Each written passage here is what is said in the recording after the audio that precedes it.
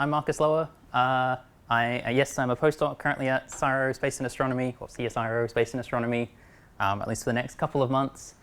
It's actually really great to be back here. This is back where I did my undergrad 10 years ago, which is kind of scary to think about. And yeah, so it's really great to be kind of back here, talking to this audience, seeing quite a few familiar faces and some new ones. So I guess to kind of start things off a little bit basic, in case you're not too familiar with what a radio pulsar is, they're basically this thing here on the left, which is a spinning neutron star surrounded by a powerful magnetic field. And these magnetic fields produce these beams of coherent radio emission from regions above the magnetic poles of the neutron star. And as these neutron stars rotate, these beams sweep out across our Milky Way galaxy. And if they cross our line of sight here on the Earth, we detect the neutron star as a source of periodic radio pulses, like the train of pulses in here on the right, which some of you may recognize from a particular album cover by a particular British band. So why do we study them? Well, for one, they're neutron stars, and neutron stars are interesting. We can use observations of these pulsars to do a whole heap of science. We can study things like the internal structure of neutron stars through detections of changes in their spin and spin-down rate over time.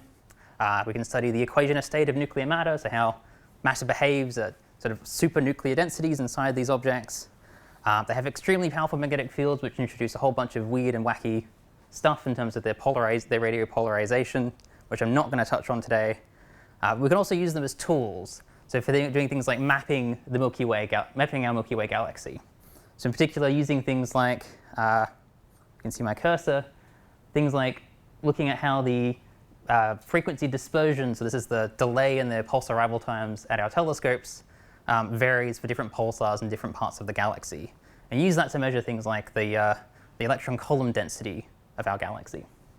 We can also use them to study structures in the magnetic field of our galaxy, again through looking at their polarization properties, which I'm not going to touch on because polarization's difficult.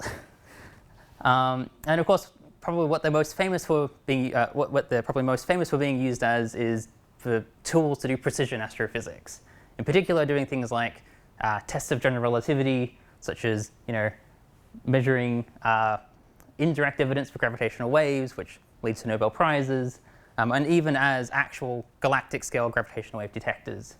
And, we're now getting into this regime where we are starting to see evidence for a possible stochastic gravitational wave background in these pulsar timing array experiments. Now, I'm going to have a little bit of audience participation here. So there's a question for you. Where are pulsars born? In space. Very good. Maybe a little bit more specific. What are the precursors? Yes. So what event causes a pulsar to be born? Supernova. Absolutely. So pulsars are, of course, they're born in supernovae. This here is a very famous example of one. But I guess maybe a slightly more specific question for the population synthesis people in the audience. Where are pulsars born in this diagram? So for this is a pulsar period derivative diagram. So you've got spin period on the x-axis, period derivative on the y-axis. And all the dots are all of the pulsars that we know of from version 2.3 of the ATNF pulsar catalog. Now you can see that there are a bunch of pulsars where I've highlighted the ones that have supernova remnant associations. And they do sort of cluster kind of in the upper left, which is sort of what people tend to refer to as the young pulsar region of the PP dot diagram. But there are, of course, other pulsars. There are pulsars which have supernova remnant associations, which are way down here or over here. And then there's also these things called magnetars, which are exactly where they come from. It's not abundantly clear. And so there is this does sort of imply that pulsars don't necessarily, they're not all born in the sort of top left-hand region of the diagram and then evolve to fill the rest of the population. There is this idea that maybe they do evolve between subpopulations of pulsars throughout PP dot space. Now, in terms of how pulsars spin down over time, we tend to think of their spin down in terms of what we call the spin down law. There's a very simple equation here on the left, where the spin down rate of a pulsar is just equal to the negative of some constant, which encodes a bunch of the physics of a neutron star, like its magnetic field strength, moment of inertia, and the angle between its magnetic and spin axes, multiplied by the spin frequency of the pulsar to the power of this thing called the breaking index, or n. Now, the breaking index is a very important part of this equation. It encodes the dominant torque that's causing the pulsar to spin down over time. Now, most often people tend to think that the breaking index is just equal to 3, and that the pulsar is spinning down purely due to dipole radiation. But that, of course, assumes the pulsar is a dipole spinning in a vacuum, and we know that pulsars are not dipoles spinning in vacuums. They're surrounded by pulsar wind nebulae. They have particle winds coming off of them. This can cause the breaking index to be smaller than 3. Or you can also have things like quadrupole radiation, so like gravitational waves being emitted by the neutron star.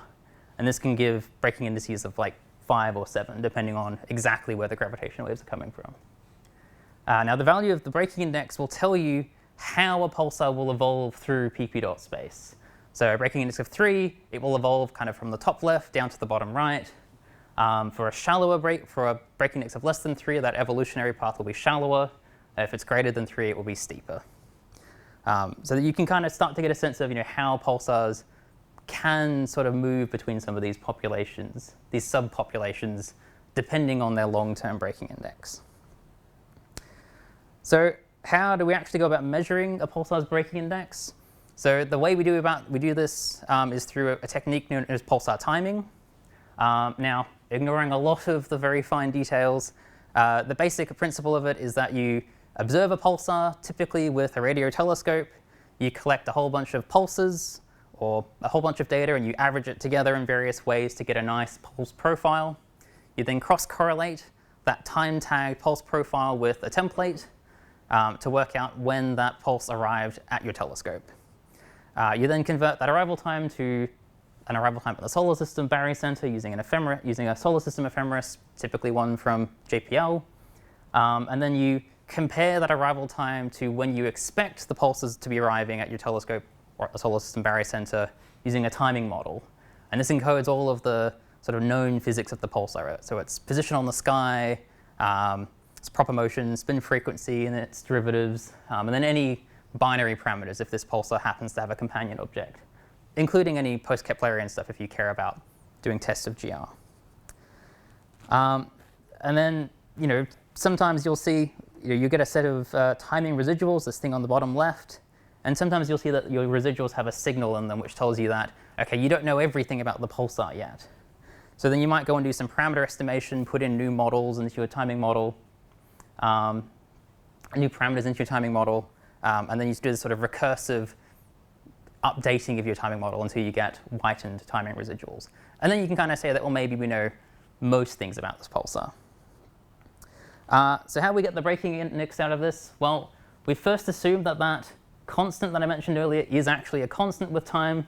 And if it is, you can take the time derivative of the spin down law here on the left, and then you just rearrange it to get n on one side, and then your spin frequency and its first 2 derivatives on the right-hand side. Looks like there's a typo there. N to the N. Oh, whoops, there is 2. So yes, that should be a nu, not an n. I will fix that. One problem, though, with this is, so pulsar spin frequencies and their first derivative, they're very easy to measure. They're two of the first parameters that you measure for a pulsar. The second spin frequency derivative, if n is a small number like 3, that second spin frequency derivative is a very, very small number, and you'll need either really, really sensitive observations, really high precision timing observations, or a really long data set, or both. And so that is where something like the Parkes-Young pulsar array comes into play. So the Parkes-Young pulsar array, or the P574 project, is a project that's been running using the Murriyang radio telescope since about 2007. It started out in support of the Fermi mission, providing timing models to the Fermi telescope, and it's been running since then. It's still running to this day. So we observe about 260 pulsars every month.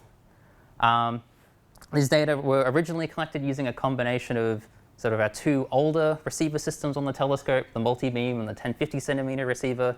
These were kind of narrowband receivers. And they've since been replaced by our ultra-wideband receiver system, which allows us to cover all of the frequencies that those two old systems observed with all at once. There is also a bunch of legacy data sets which extend back to the early 90s that we also have access to from the Parkes Pulsar Data Archive. So the P574 team consists of 12 members across Australia, Europe, and North America, and of course our telescope. So this is actually one of our observing runs where we basically get the telescope for about 21 hours, and we just have to try and observe 260 pulsars as quickly as we can. So yes, and it's great to have people all over the world to support these observations. So those of us here in Australia don't have to stay up too late at night.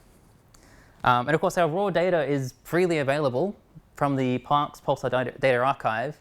But if of course, you don't want to have to process raw telescope data from scratch, you can always talk to us. We're always very open to collaborating with people and providing process data sets and process data products to people that are interested in looking at this data set.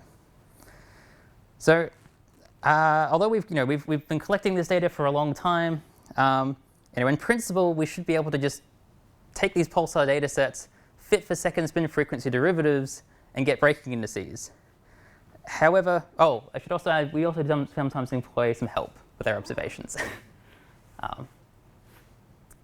So yes, in principle, we should be able to just fit for a second spin frequency derivative and get a breaking index. However, there are some challenges to doing that. So a second spin frequency derivative in the residuals looks like a cubic, kind of like what's seen here on the left. However, if you were to fit for that parameter, you'd end up with some ridiculously large breaking index, or even a negative breaking index, which kind of doesn't tend to make, which wouldn't make much sense in the context of how a pulsar is expected to evolve over a long time scale.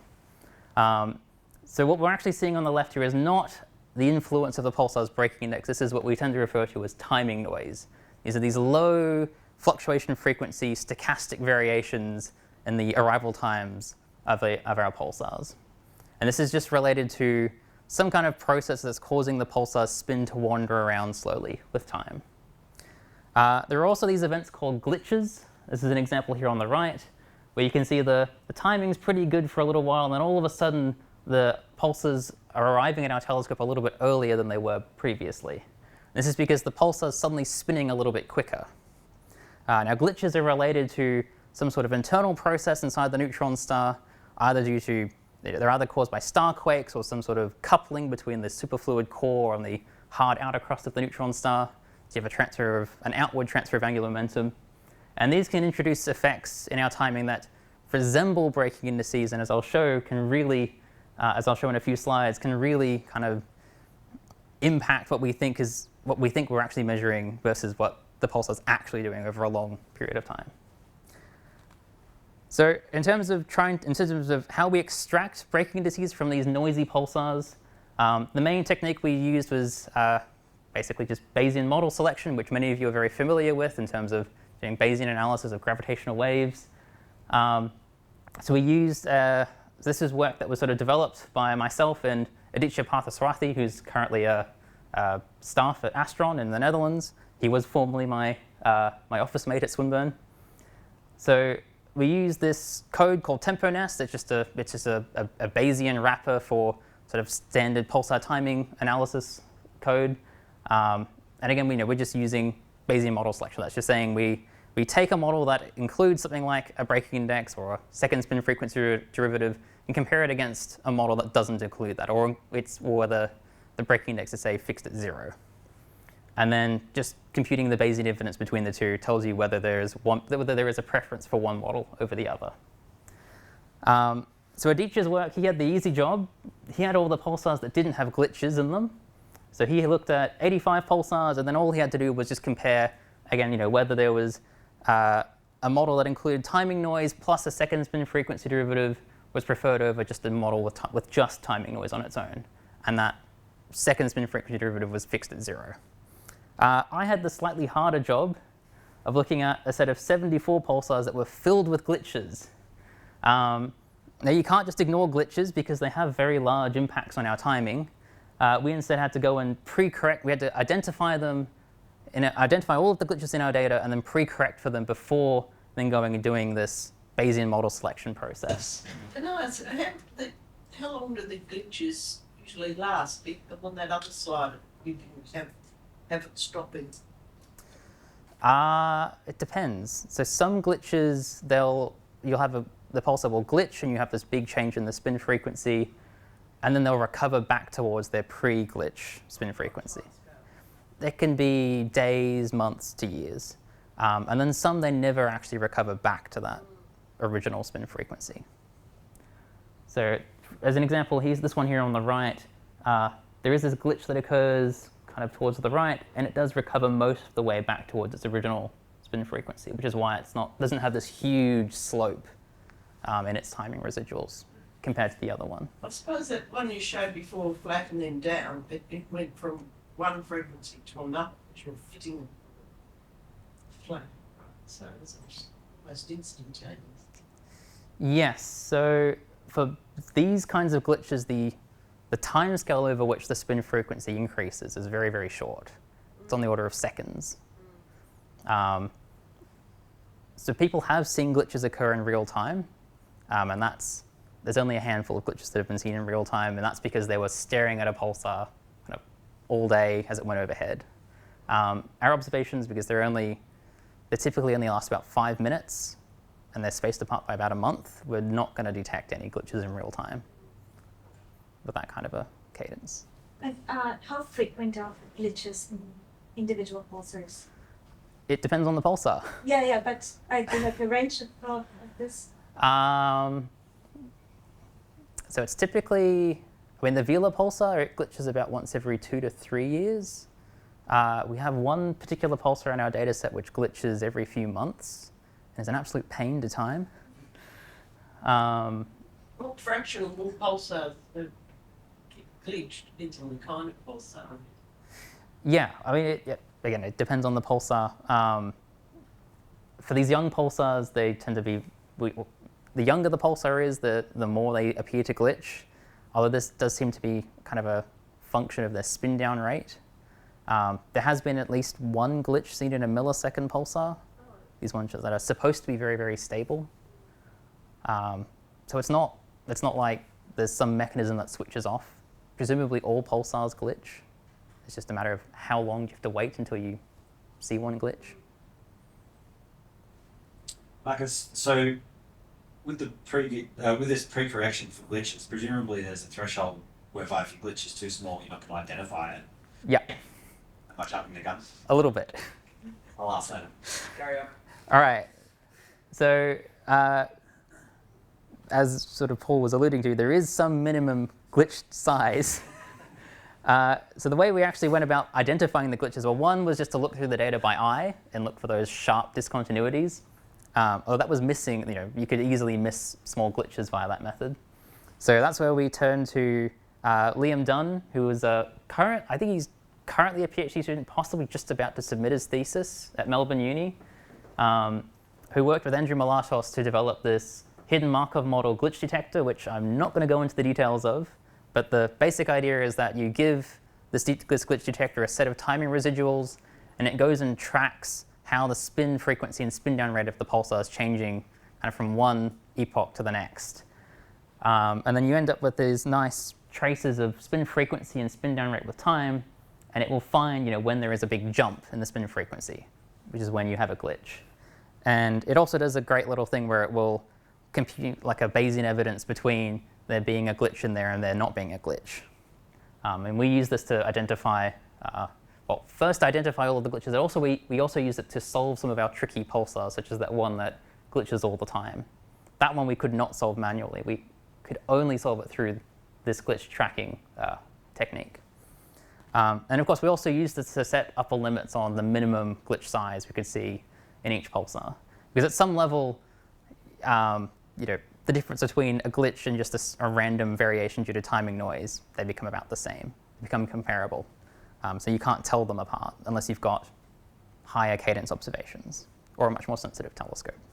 So that was going to be my question. So your red noise model does just account for those glitches in a satisfactory way when you're doing equation selection. Yeah. Yeah, it just kind of folds them into the timing noise model, part of the model. Are there any pulsars that you have resolution to see pulse-to-pulse observations? There's quite a few pulsars that are definitely bright enough where we could take single pulse data, but we don't because single pulse data is very large in terms of the volume that it takes up. And for our purposes, we're only recording 5 minutes of data per pulsar, and all we really care about is getting enough of getting a high enough signal to noise profile to get a single time of arrival out per epoch, and then maybe doing some polarization or other kind of profile domain analysis. We're not so much interested in sort of single pulse stuff. So the actual data sets we have, from the telescope, they're averaged down to about 8-second subintegrations, which is many, many rotations of a neutron star.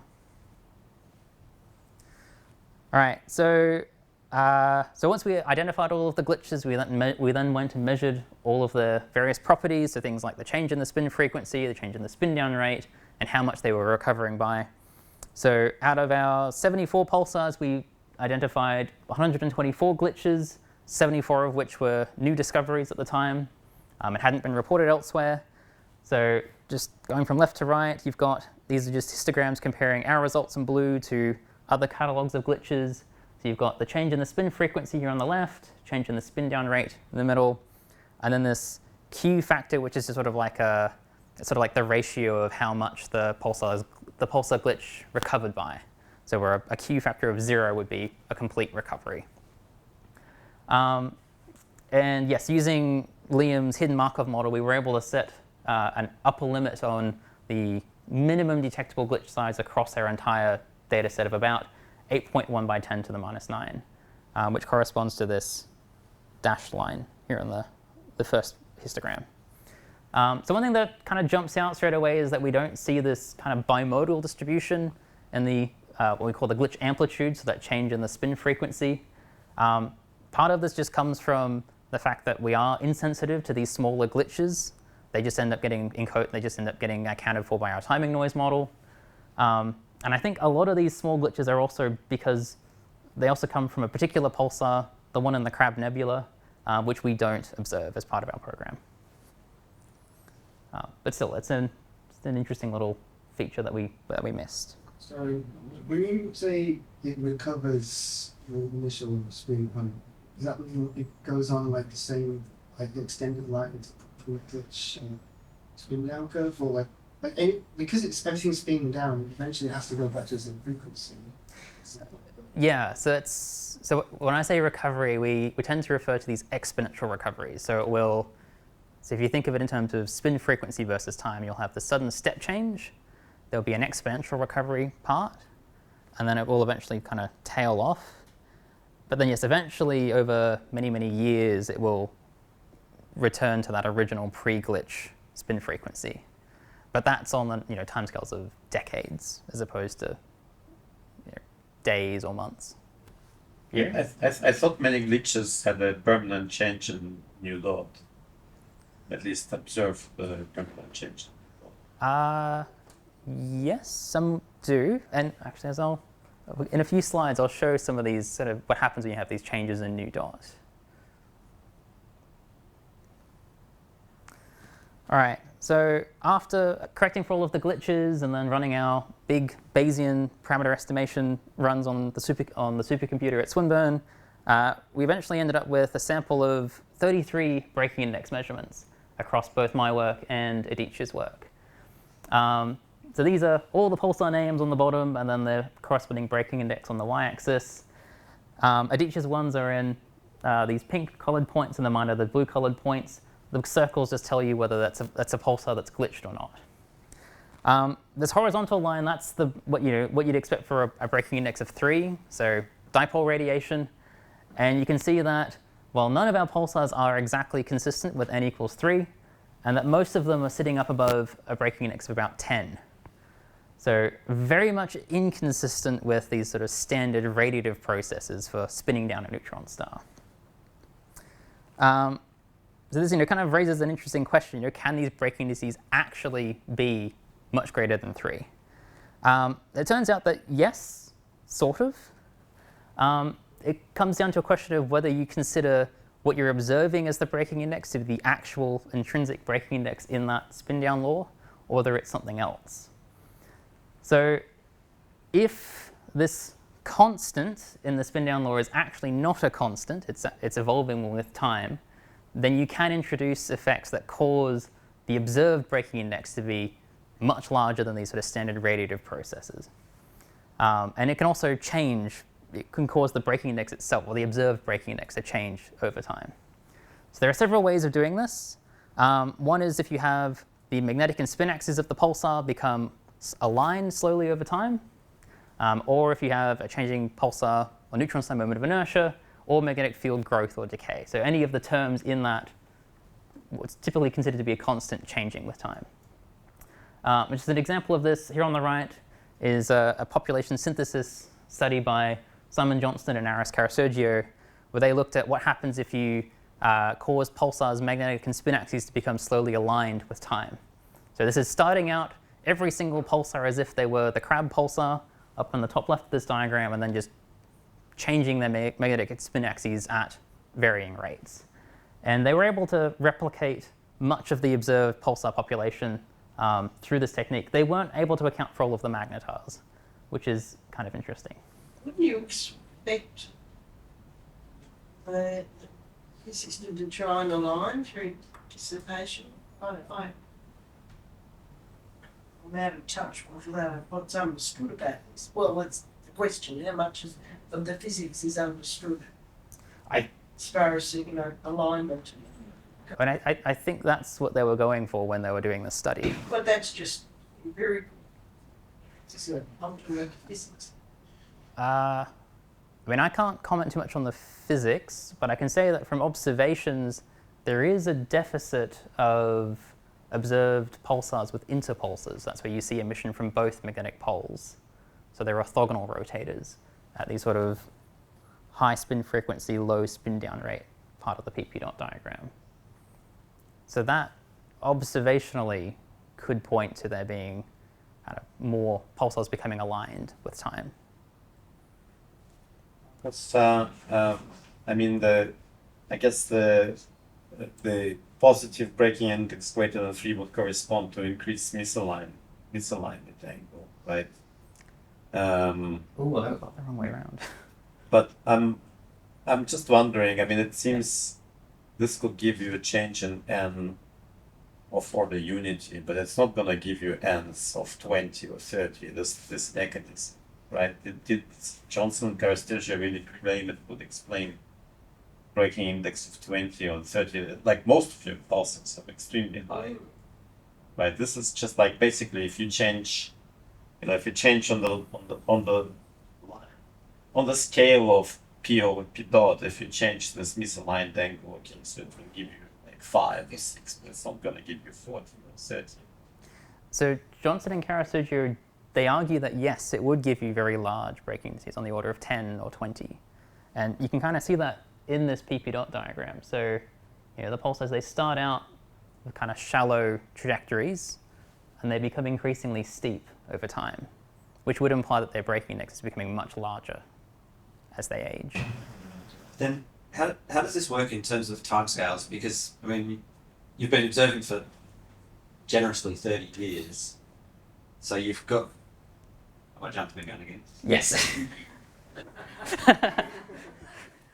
So, as I was going to allude to, these are kind of very long-term processes that occur over thousands, hundreds of thousands, millions of years. And yes, we have only been observing these pulsars for over order 10, 20, 30 years. So if you then go and actually look at how they're actually evolving through PP dot space, you tend to find they kind of fall in, these ones that have very large breaking indices fall into kind of two classes. You have the ones along the top here where, so what I'm plotting are the points are their actual observed spin period and period derivative. This is just plotted in like fraction of period derivative, or period and period derivative with time. The pink lines are just if you assume dipole radiation, so n equals 3 evolution, and then blue is their kind of trajectory based on their their apparent measured breaking index. So the ones on the top, they are evolving according to this, their sort of either large or, and the one in the case of the one in the middle, very small breaking index. Whereas the ones on the bottom, these ones are undergoing, these are some of these ones that are undergoing these very large glitches like the velar pulsar. In fact, the one on the bottom left is the velar pulsar. And instead of evolving continuously along these kind of trajectories of very large breaking index, they undergo these sudden jumps back up to where they were previously, and that, at each time that they glitch. Is that a question familiar? It was. I'm sorry. I apologize for going back to the previous slide for a moment. I'm very slow. I'm trying to understand your point and Yuri's point in the same picture. So do I understand correctly that what's happening here is that as you become nearly perfectly aligned, right, there is no more rotational energy being dissipated as you're emitting your dipole radiation. And so over time, you're assuming that there's some mechanism by which your magnetic field decays. Increases. Come on, if it's greater than 3, like the effect dipole has to increase, right? So in Simon and Aris's work, they did not have any magnetic field increase or decay. No, but they must have had the angle increase, not decrease. Yes, I think you're right. It was increasing. I had it the other way around. Increase. Yeah. Okay. They wanted to try and polar. Oh, wow. You get internal dissipation still forces you to increase the angle when you're above Oh, yes. 37.3 yeah, some it's like, critical angle. yeah, dynamic, yeah. But it can't increase forever. I don't understand. Yes. I mean, this is a bit confusing. You know, you can't get more than 90 degrees. If you could go to 100,000 degrees, then I would have. Yeah.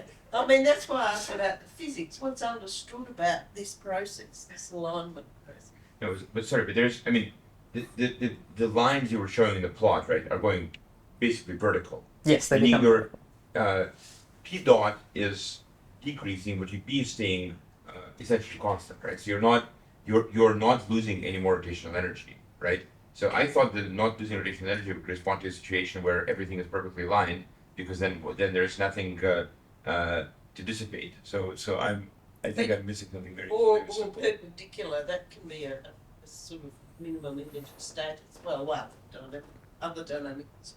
Wait, but if you're, I mean, you're emitting dipole radiation if you're perpendicular, right? But if you're completely aligned, there's nothing. Right. You're not emitting anything, right? And if you're not emitting anything, then your rotational period is staying constant because you're not losing rotational energy. I thought it was perfect alignment, but Yuri's telling me I'm wrong, and I trust Yuri. So that's why I'm asking. So my question is, what is wrong with my intuition? So I thought that you go to perfect. If you go to perfect alignment, right? Then there's no dipole radiation.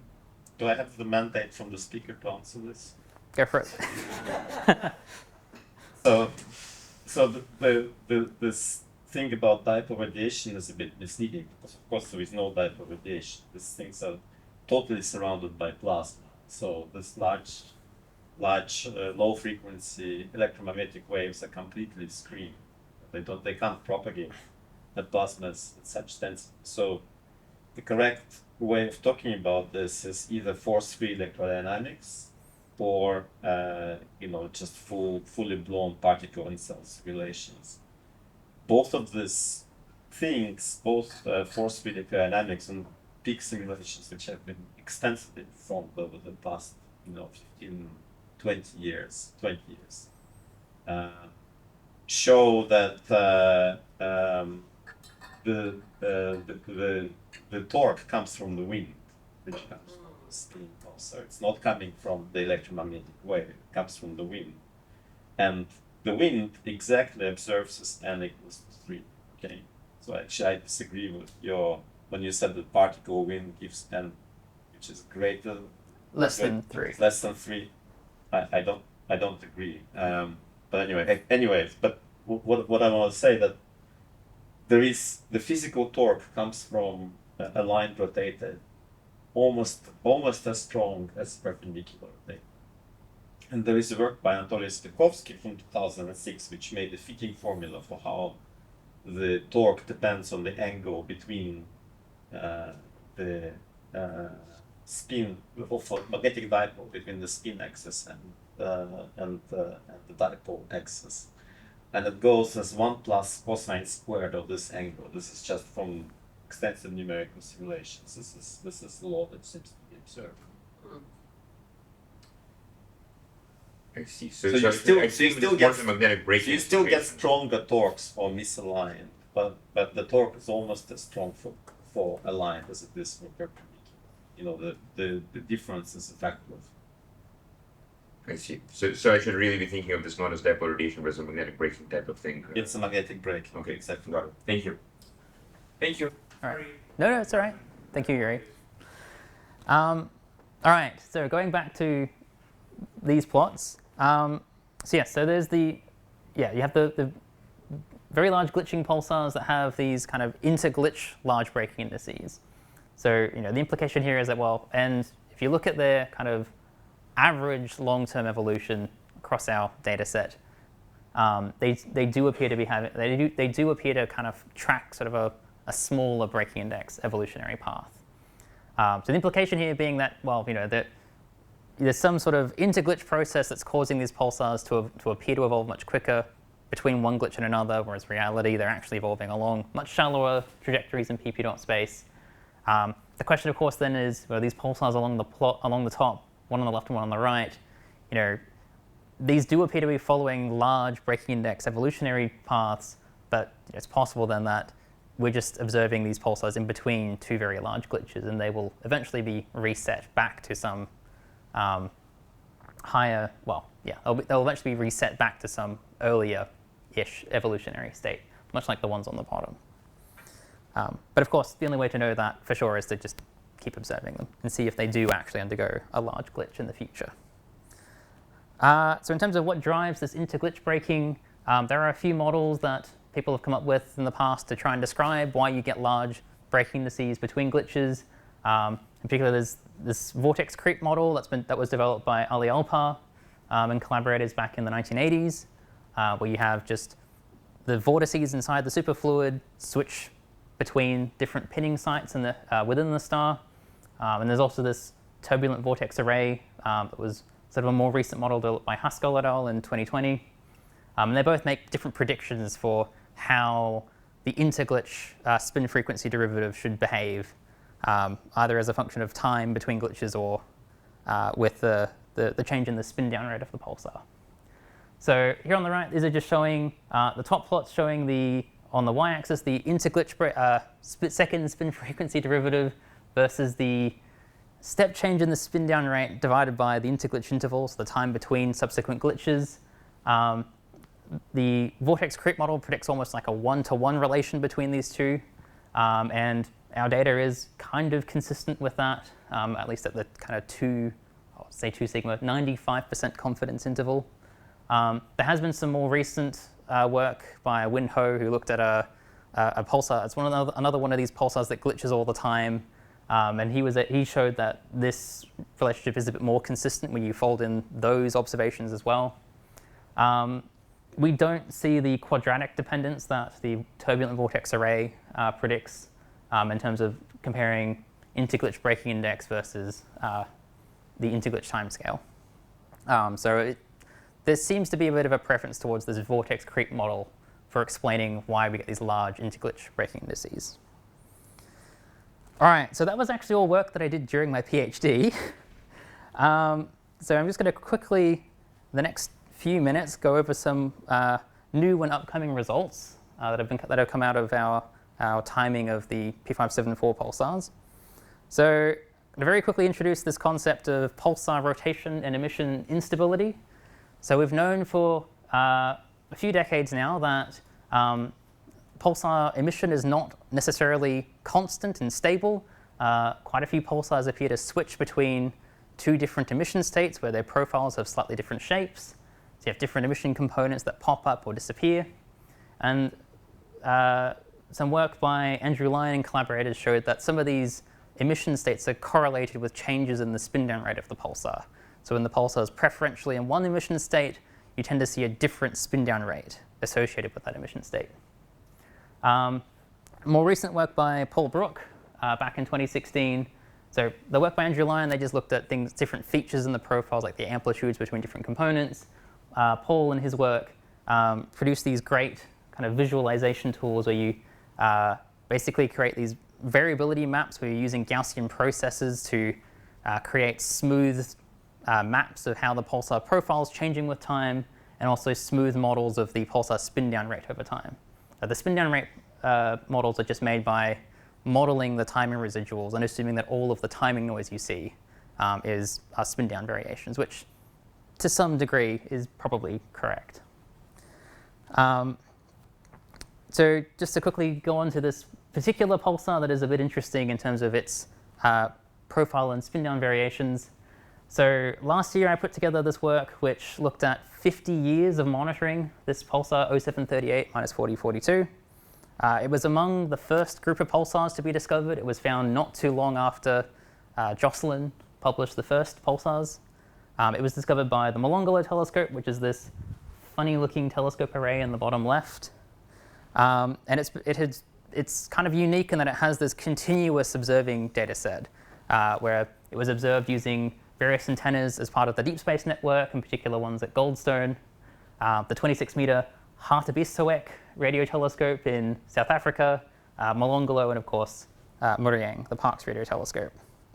So if you take your timing residuals here on the left, and you just do the standard Bayesian model selection thing that Aditya and I were doing earlier, you measure, well, you find that that a model that includes a second spin frequency derivative is strongly preferred over one that doesn't, or it's fixed at 0 by like a log base factor of 60. But then the breaking index is like 23,000, which doesn't make a lot of sense. That's way, way too large. If you then split the data set up into different chunks, you find that that breaking index actually is time variable. So if you take just data from the earlier part of the data set, you get a breaking index of 1,500. The later part of the data set, you get a negative breaking index of 6,000. And again, these are very strongly preferred. These models that include the breaking index are very strongly preferred over ones that don't. So what is going on here? So if you do the same Gaussian process analysis that Paul Brook did to make a continuous model of its spin down rate over time, what you find is that in 2005, I've lost my cursor, it had this massive change in its spin down rate, and that's kind of persisted a bit over time as well. And this was observed to be correlated with the emergence of a new profile component, seen in these plots along the top. So pre-2005, you didn't have this extra component. Post-2005, you did. This precursor component was actually observed back in some of the really, really early data sets. But at some point, it disappeared in the 1980s, and there's a gap in where people were reporting profiles. So despite looking through many, many papers and people's PhD theses, I couldn't find any profiles from between like about 1982 and 1988. So we don't know exactly when this component disappeared, but it reappeared in 2005. Marcus, can I ask how old this pulsar is? What is the spin down age? It's about 4 million years. Okay, thank you. So it's one of the older ones. Yes, and it's also about consistent if you assume that it's born in the plane and it's given its current position off the plane, it's about 4 million years as well. So yes, the fact that you had this big change in the spin down rate associated with this emergence of this component, but also that component disappearing was not associated with a change in the spin down rate back in the 80s, is a bit curious, because all of these other pulsars that show these correlated profile spin down events, in particular really big changes, you tend to have a correlated change in the profile and a change in the spin down rate, not one or the other varying. In terms of our Parkes data analysis, this is just to quickly go through this. We showed that it's kind of consistent whether you're looking at polarized emission or looking at different observing frequencies. So here on the left, I'm just showing these are these profile variability maps. you see changes in total intensity, linear and circular polarization. And you also see similar variations across frequency. The only real difference is that the variations appear to be smaller at higher frequencies, but that's just because the different components within the profile have different spectral indices, so it's harder to tell whether one component is varying or the other, or not. We also do lose a bit of sensitivity up at these higher frequencies. So in terms of what in this case caused this big change in the profile and the spin down rate, well, Paul and collaborators argued that it was an asteroid, where you had some asteroid come in, get zapped by the pulsar, and then the ionized remains of the asteroid fall into the neutron star's magnetosphere. That alters the plasma content of the magnetosphere, altering the torque being applied to the neutron star, and then either activating or attenuating different parts of the radio-emitting beam, therefore accounting for the change in the spin-down rate and the change in the profile. Just for fun, if you go and you can kind of work out how big of an asteroid you would have needed to account for the change in the spin-down rate, using this equation here on the bottom left and plugging in the change in the spin-down rate and then the timescale over which the pulsar has been in this altered spin-down state. You find that the 2005 event, it's about a 3 by 10 to the 15 gram asteroid, and there was also a more recent event that occurred in 2015, and it's about a 2 by 10 to the 14 gram asteroid. So these are kind of comparable to asteroids that exist in our solar system. So they're not. You don't need some completely out there, really heavy asteroid to cause a pulsar to do this. In terms of where these asteroids would have come from, this pulsar is moving through the galaxy at about 500 kilometers a second. So these would not have been asteroids that were orbiting the original supergiant star that it was born from. One possible idea is that something similar to what Rio Harai and Podzi looked at a couple years ago, which is where you have where your pulsar is kicked just in the right direction, and it strips a bunch of material off a possible binary companion that it had, and forms a protoplanetary disk. And that disk then forms some asteroids. But that's kind of quite speculative and a bit contrived. And it's also possible this has got nothing to do with asteroids at all falling into pulsars. Just to quickly go over some more recent results. So that was some work that we published last year. Since then, I've been applying this Gaussian process stuff to the entire P574 data set, excluding the really glitchy pulsars because they're very hard to solve. With the question, trying to answer the question of, how prevalent are these spin-down profile state changes among the pulsar population? And it turns out they are quite prevalent. This is just sort of a sample of some of the more obvious ones. You can see there's lots of different variations in terms of their spin-down rate over time. And you can see all sorts of different kinds of profile shape change events going on. So I should just add the blue is where you get a deficit of emission. Red is where you've got an excess of emission compared to this median template shown on the right-hand side. So do all of these spin-down variations have shape changes? It appears the answer is no, but we are also somewhat sensitivity limited with parks. So our observations per epoch tend to be very short, anywhere from 3 to 5 minutes per pulsar. And so we don't tend to get a very good pulse profile shape per observation. So it is possible that a lot of these shape changes are actually there. They're just hidden under a bunch of noise. And in order to actually see them, you need just a much more sensitive telescope than Parkes. But we, despite not seeing a lot of pulsars with very obvious profile shape changes, we do find a lot of them have very clear changes in their spin-down rate. You can kind of broadly classify some of these spin-down variations into these four, into these sort of very broad classes. So on the top left, you've got one that has this kind of quasi-periodic spin-down variability over time. In fact, it actually looks like it has kind of 2-ish quasi-periods to that spin-down rate. You have transient events like the one on the top right, where you just have big sudden spikes in the spin-down rate, and that goes back to where it was not too long afterwards.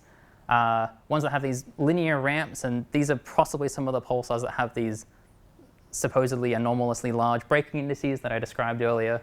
again, whether that's actually a large breaking index or just some interglitch behavior remains to be seen. And then other pulsars where they just seem to have very complicated kind of random spin down variations with time. And then of course, you have ones that kind of are a combination of several of these classes. There are some challenges with actually making these spin down models with time, in particular trying to account for pulsar proper motions. It turns out our Gaussian process is very sensitive to these things, and when you have kind of weird non-stationary timing noise or spin down variations going on, they become very hard to model correctly with our sort of standard pulsar timing tools.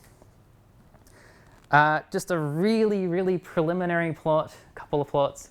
So this here on the left is taking just the min-max change in the spin down rate associated with these kind of variations, and then plotting them against the kind of average spin down rate of all of our pulsars.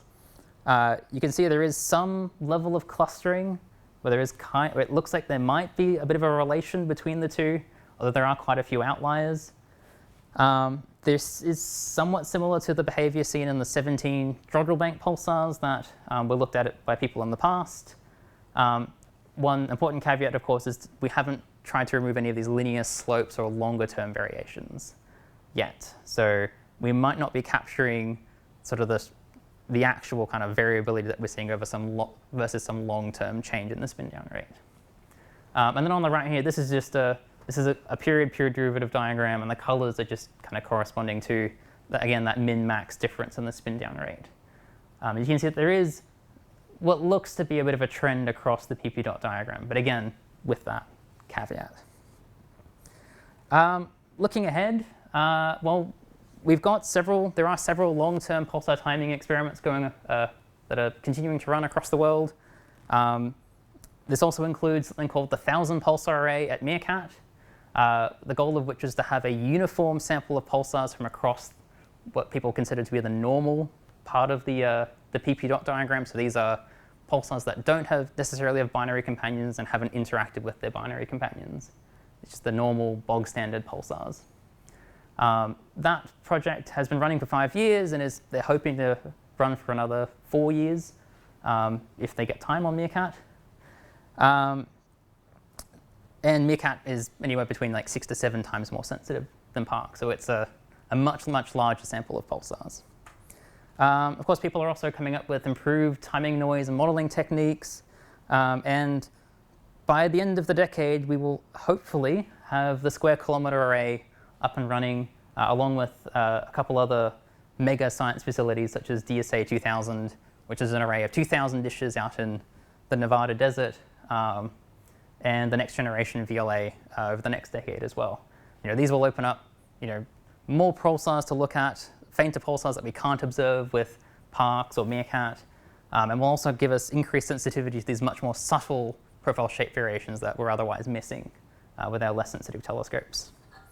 And then something that CSIRO has been kind of thinking about more recently is this idea of having these all-sky monitors. So these are telescopes where they're sort of, instead of having like a dish that points at specific parts of the sky, it's just a set of antennas that you can phase up, and you can kind of look almost anywhere in the sky.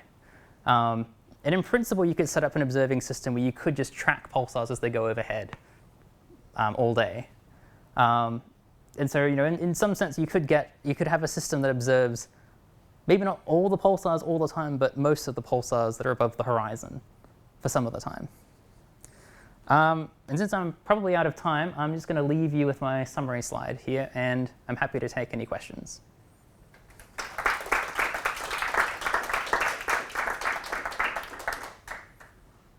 Regarding the astronomical interpretation, if you think for a second about white dwarfs, so there's like a significant fraction, maybe even half of them that have some evidence of nodal evolution, which is usually believed to come from some kind of rocky material, maybe some disrupting planetesimals or whatever.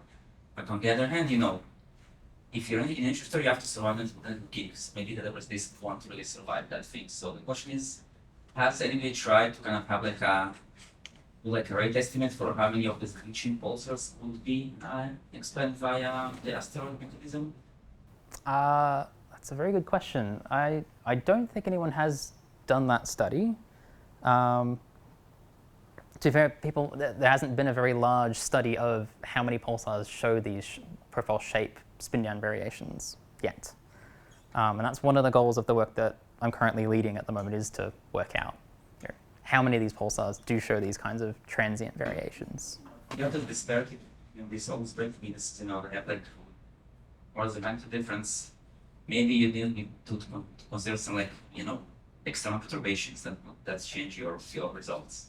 Done by some internal instead of the Yeah, so on that, some of these very large breaking indices, so Aditya had one pulsar in his sample that had a breaking index of he was measuring a breaking index of, it was of order 3,000. And for that particular pulsar, he was able to show that, there's in imaging data, optical imaging data, there is a star quite close to the position of that pulsar, and it's possible that that star is also at a similar distance to the pulsar. So it's possible that pulsar's actually in some really long period orbit around that star. And you can have systems where just the changing spin down rate because your pulsar's in orbit around some large star or other kind of companion can show up as an apparent second spin frequency derivative. And he argued that maybe that pulsar is going around some stellar companion. So yes, external things can cause some of these large apparent breaking indices. They can't account for all of them. So I have to apologize. I got it the wrong way around. Just look at Johnston and Harris tertiary paper. They do argue that the angle decreases between the rotation and the dipole. But the paper has a serious error, which you can see just by looking at it, is because they get such large spin down indices, because they do use this dipole radiation formula, right, which says that the torque is proportional to sine squared of the angle between the spin and the dipole. Okay, and if your torque goes to zero as you go to alignment, they get huge spin down index artificially. So precisely for that reason that the AI is saying. But this has been I think there should be jail for doing things like this. This has been in the theoretical literature, since it was understood since the paper by Goldrake and Julian, right, which have considered aligned rotator and have shown that the aligned rotator, even in the case of aligned rotator, you pull out the plasma from the surface of a neutron state, fill the magnetosphere with plasma, and you get the spin down index of n equals to 3 just from pure aligned rotator. So you don't get, this is wrong. And of course, with Spitkovsky's work from 2006, the exact of analytical fit to this, which is 1 plus sine squared of this angle. So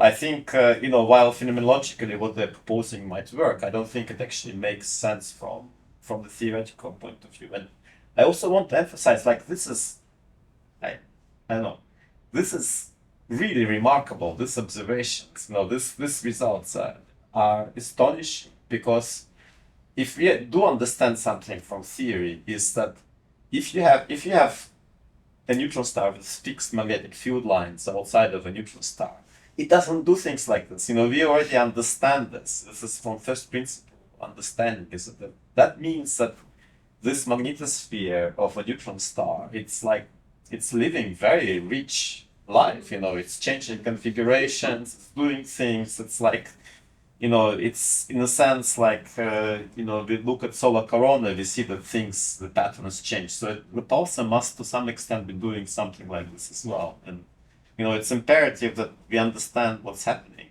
So I just want to cheerlead for this.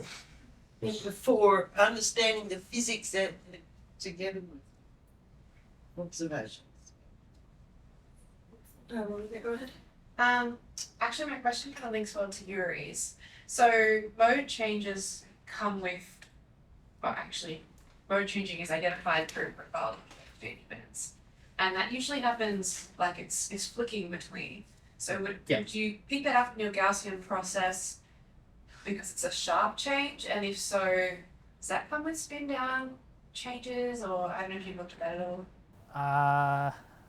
So it's the Gaussian process stuff that we're doing. It's being applied to average profiles from individual observations. So we're not seeing that kind of instantaneous flicking between states from like one rotation to the other.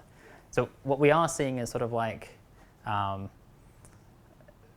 it's sort of like that's being sort of averaged over to a degree. Although actually some of this work by, I go back to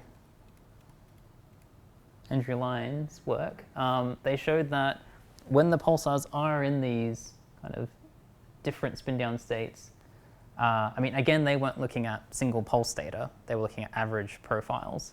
But they did find that the average profiles tended to have kind of a preference for being in one state versus another when they're in these sort of anomalous spin down states.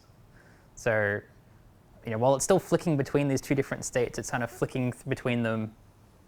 It's kind of being more in one state versus the other when it's in these kind of two different spin down states. That makes sense? Yeah. And those states correspond to changes in spin down. Yes, because you're altering the plasma in the magnetosphere. Okay, I think we've got time for one more question. So, Priya, I think you had your hand up. Yeah. So when you said interglitch processes, is that like equivalent to saying we're looking at like a really long glitch recovery phase? Yes, sort of. So, I mean, this vortex creep model, they tend to describe this sort of interglitch behavior as being, I call it like either a linear glitch recovery or a triangular recovery. So in addition to that exponential recovery that you see on shorter timescales, you have this longer timescale process, which then gets reset at the next glitch.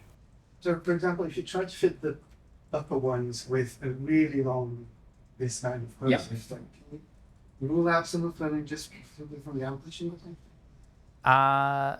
Well, that is actually something that Ali Alper and his collaborators did. Well, they have proposed that yes, if you assume that all of the pulsars, if they're that sort of step change in their spin down rate is consistent across all of the pulsars, then you should be able to predict, or if you know when the previous glitch occurred, you should be able to know when the next glitch will occur.